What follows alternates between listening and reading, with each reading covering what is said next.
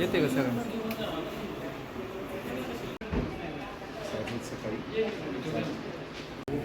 गेल्या 1 तारखेला जालन्याचे आमदार अर्जुन खोतकर यांनी खाटीक समाजाबद्दल वाईट वक्तव्य केलं प्रेस कॉन्फरन्समध्ये.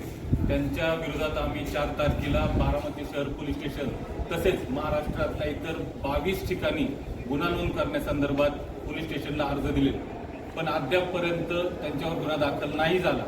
त्या कामी आम्ही आज प्रांत ऑफिसला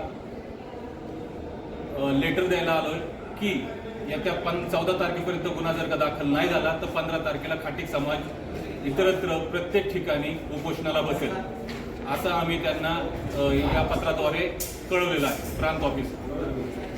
त्याचप्रमाणे आंदोलनाचा इशारा पूर्ण खाटीक समाजाने शासनाला दिलेला आहे. दिवस झालेले आहे, त्या 8 ते 9 दिवसामध्ये त्याच्यावर कोणत्याही पद्धतीचा गुन्हा जर दाखल झाला नाही तर खाटीक समाज महाराष्ट्रामधून एक संविधानिक पद्धतीने धरणे किंवा घंटानाद या पद्धतीने उपोषण आंदोलन जाहीर करत आणि त्या पद्धतीने आज या आपल्या माध्यमातून आम्ही सांगू इच्छितो कुठलीही दखल घेतलेली नाही आहे.